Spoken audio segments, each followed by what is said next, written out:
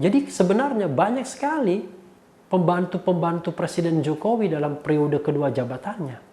Tapi kok kinerjanya merasa tidak efektif? Ya karena satu hal. Presiden Jokowi tidak mempraktekkan sistem presidensial atau presidensialisme.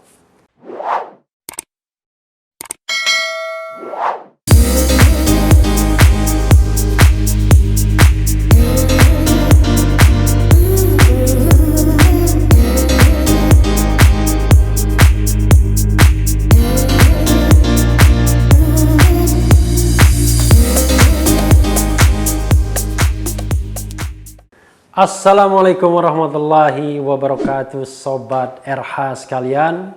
Jumpa lagi kita di channel yang keren ini, keren cadas. Nah, sekarang kita akan obrol nih berita penting, berita yang membuktikan omongan saya benar. Judulnya adalah, oh ini ngeri-ngeri sedap, kecewa kinerja Menteri, Jokowi buka opsi reshuffle. Langkah apapun yang ekstraordinari akan saya lakukan untuk 267 juta rakyat kita, untuk negara. Bisa aja membubarkan lembaga, bisa aja reshuffle. Udah kepikiran kemana-mana saya. CNN Indonesia, beritanya hari Minggu 28 Juni 2020. Jakarta, CNN Indonesia.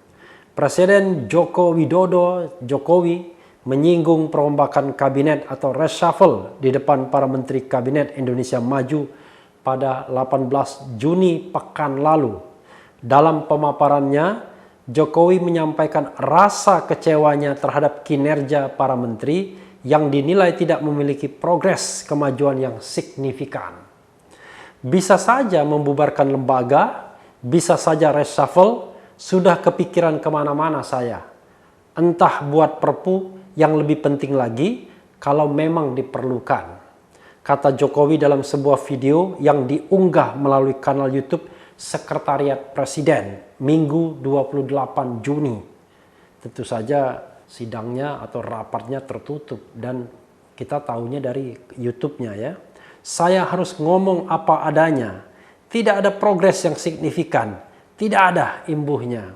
Marah rupanya Presiden Jokowi ya.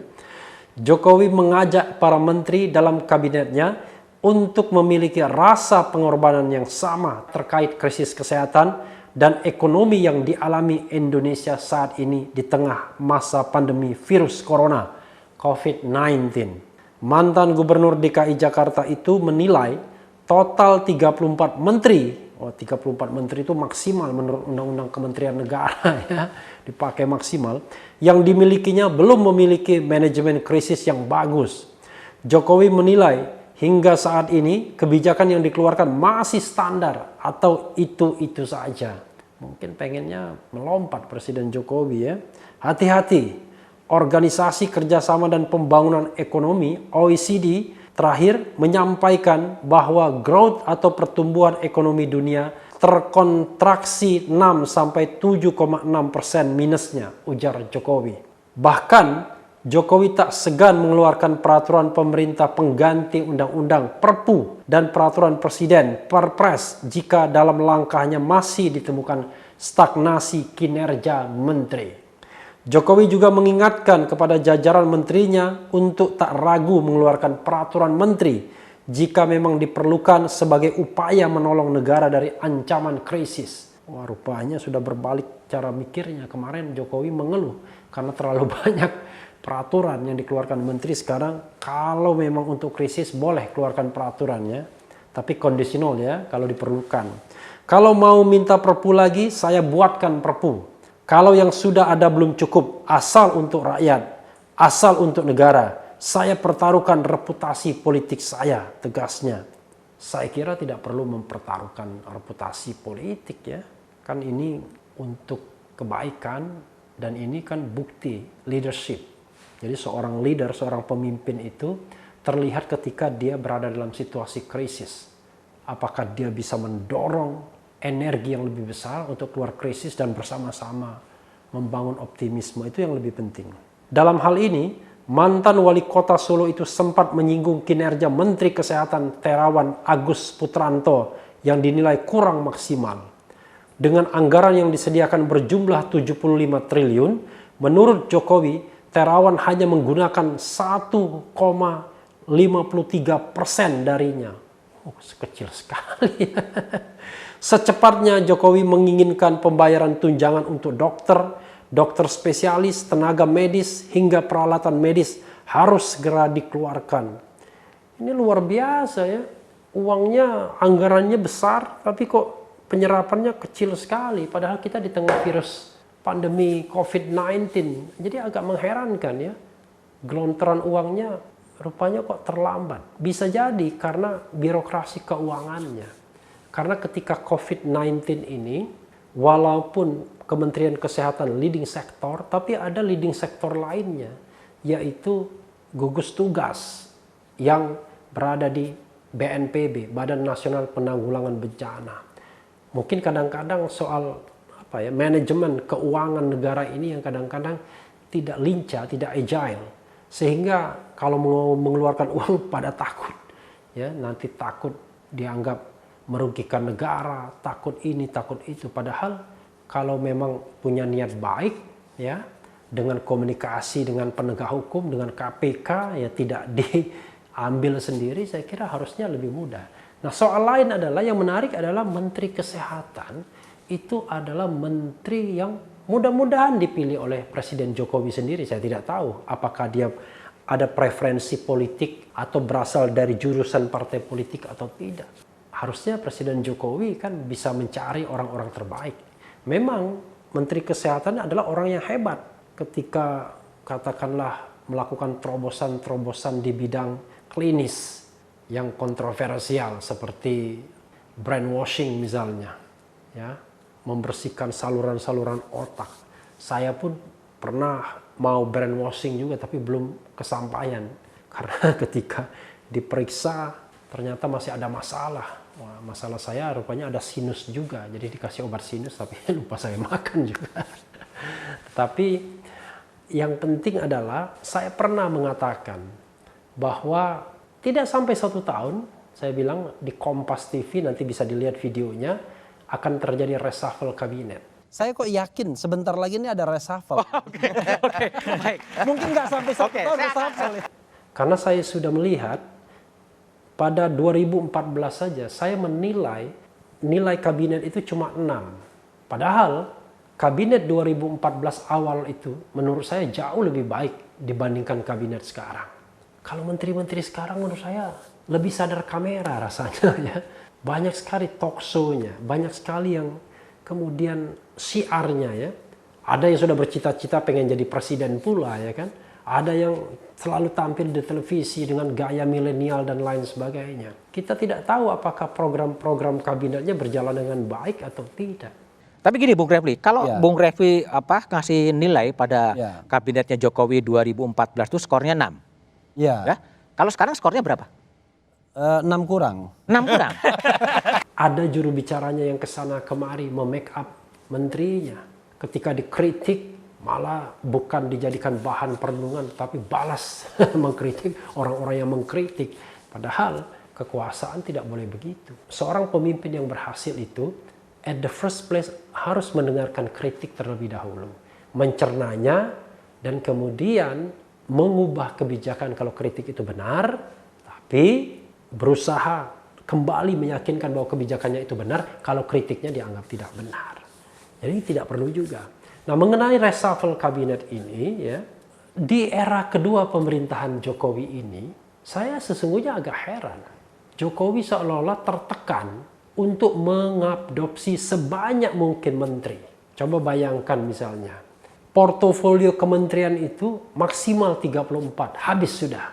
Tapi tiba-tiba ditambah juga dengan wakil-wakil menteri di beberapa kementerian. Bahkan di Kementerian BUMN ada 2 wakil menteri. Padahal jumlah deputinya kurang lebih sama saja dengan kemarin. Pernah dikatakan untuk melakukan efisiensi dan efektivitas kinerja. Ternyata birokrasinya juga panjang. Sobat era sekalian, saya tidak yakin kementerian yang punya wakil menteri itu justru lancar-lancar saja kinerjanya. Bisa jadi jangan-jangan justru karena kebanyakan wakil menteri ini malah ngerecokin. Karena ada 2 nakoda. Misal ada di sebuah kementerian 2 partai sekaligus. Menterinya dari partai A, wakil menterinya dari partai B. Dan saya juga heran. Kalau kita lihat sumber dari rekrutmen Jokowi, kan cuma 2 saja. Pertama adalah orang yang direkrut Presiden Jokowi sendiri. Kedua, orang yang direkomendasikan atau diikat oleh partai politik. Nah, saya tidak tahu proporsinya berapa. Mungkin hampir 50-50 sekarang. Mengingat sekarang yang menjadi tulang punggung Jokowi dalam pemilihan presiden kemarin itu ada 1 PDIP, tentu beberapa menteri berasal dari PDIP, seperti Menteri Hukum, seperti juga orang mengatakan Jaksa Agung juga berasal dari endorsement PDIP walaupun mengatakan tidak berasal dari PDIP. Ada juga Cahyokumolo juga masih di sana. Ada beberapa menteri lainnya. Lalu kemudian berikutnya adalah Nasdem. Berikutnya lagi adalah Golkar. Berikutnya lagi ada P3. Berikutnya lagi ada dari Hanura, nggak dapat ya, karena Hanura terlalu kecil. Tapi berikutnya lagi ada dari PDIP, Golkar, Nasdem, kemudian PKB. Nah, PKB lalu kemudian P3 dan Hanura. Hanya Hanura yang tidak dapat bagian. Sementara menteri-menteri lain kan harusnya orang Jokowi sendiri. Tapi jangan lupa juga, politik akomodasi Presiden Jokowi juga terjadi. Tidak hanya mengakomodasi partai-partai politik, tapi juga mengakomodasi tim-tim relawannya yang selama ini sudah berkeringat.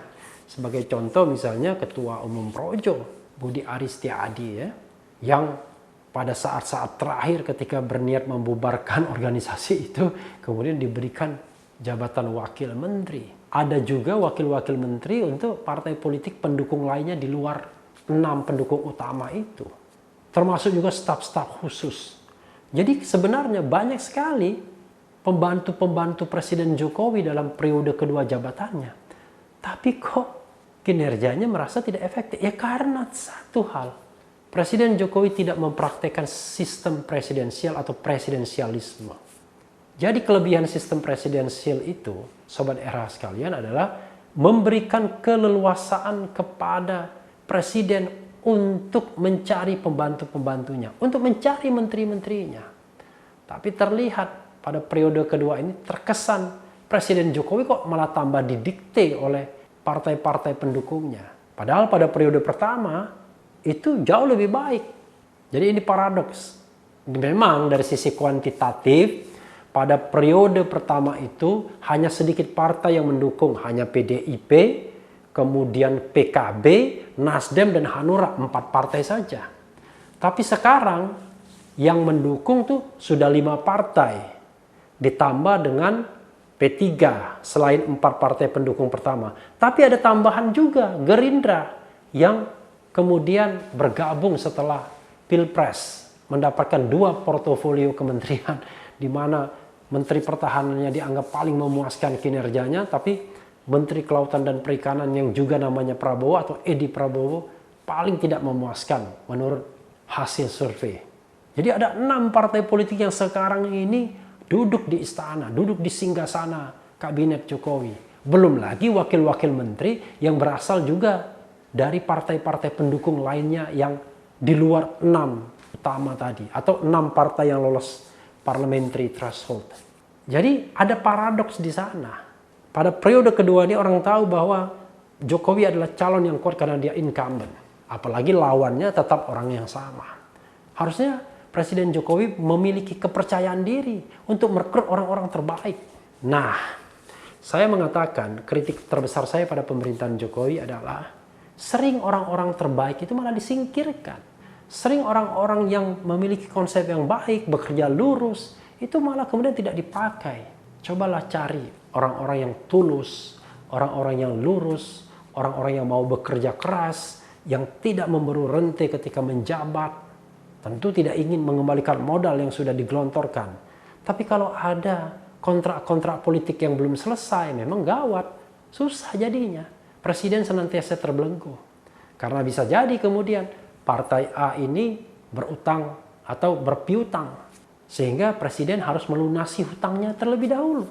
Kemudian kelompok A juga memiliki piutang atau jasa yang besar. Sehingga harus dilunasi dulu.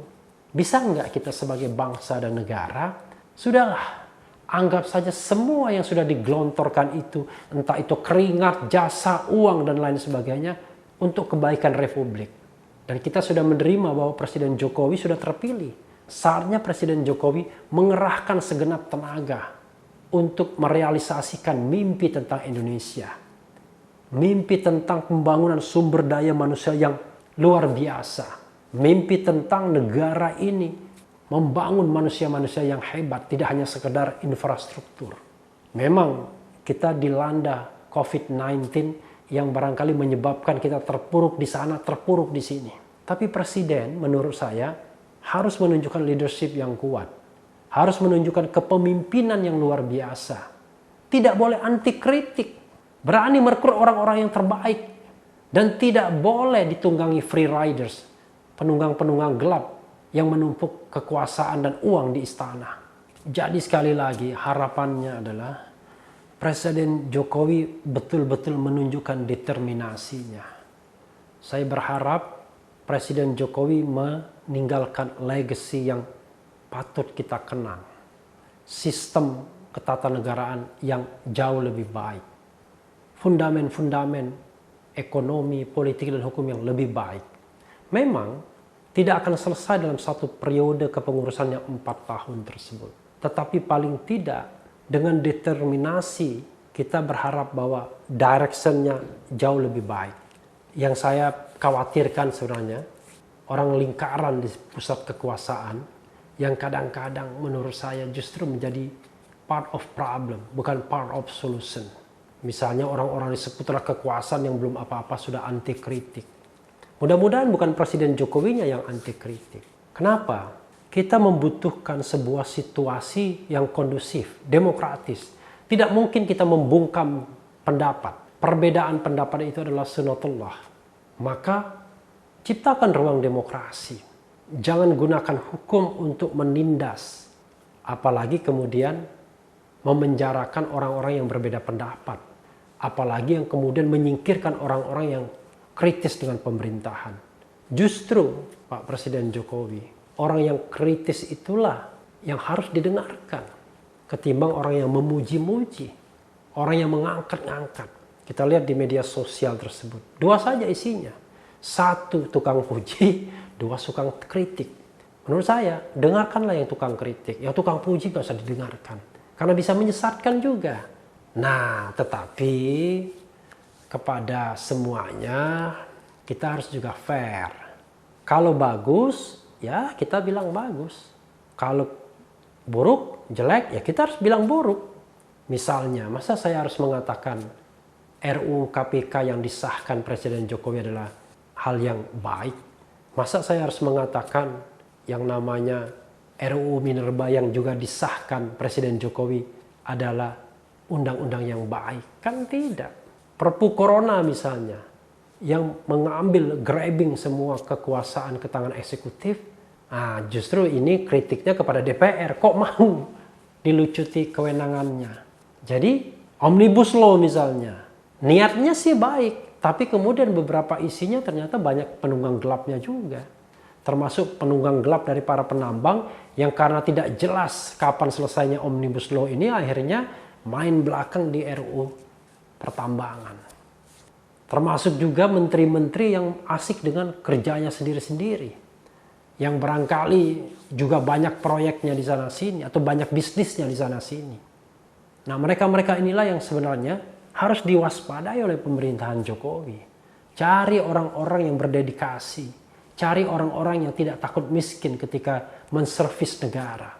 Cari orang-orang yang bukan cari kekayaan tapi mengabdi saja kepada negara. Gampang sekali kita ngeceknya.